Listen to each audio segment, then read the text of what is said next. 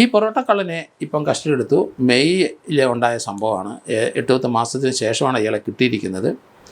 ഇയാൾ കേരളത്തിലും തമിഴ്നാട്ടിലൊക്കെ ധാരാളം മോഷണം നടത്തിയിട്ടുണ്ട്. അതുകൊണ്ട് പല കേസിലും ജാമ്യത്തിൽ ഇറങ്ങി. പിന്നെ ഇയാളെ കാണാനൊക്കെ ഇല്ല. കാരണം അഡ്രസ്സില്ല, വീടില്ല, സുഹൃത്തുക്കളില്ല. പിന്നെ രസിക്കുന്നത് മുഴുവൻ കിട്ടുന്ന പൈസയ്ക്ക് സുലഭമായ മദ്യം വാങ്ങിച്ച്, നല്ല മദ്യം വാങ്ങിച്ച് കഴിക്കും, ലഹരിയെ ഉപയോഗിക്കും, സ്ത്രീകളുമൊക്കെ ആയിട്ട് ബന്ധപ്പെട്ട് അങ്ങനെ അങ്ങ് പോകുന്ന ഒരു ലൈഫാണ് ഈ മാർത്താണ്ഡംകാരനുള്ളത്.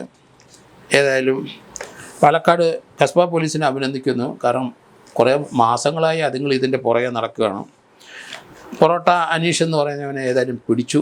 അന്ന് തന്നെ സംശയം ഉണ്ടായിരിക്കും, കാരണം ഫിംഗർ പ്രിൻ്റ് കിട്ടിയിട്ടുണ്ടായിരിക്കണം. ഏതായാലും അവിടുന്ന് മോഷണം പോയ ഒരു മൊബൈൽ ചാർജർ അതും കസ്റ്റഡിയിൽ എടുത്തിട്ടുണ്ടാവണം. ക്യാഷൊക്കെ ചിലവായി പോയി, അതൊന്നും കിട്ടാൻ മാർഗ്ഗമില്ല.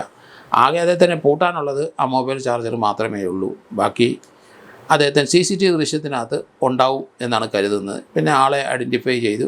അതുകൊണ്ട് സാക്ഷികളൊന്നും വേണ്ട, അവിടെ കയറി എന്നുള്ള കാര്യം ഉറപ്പ്.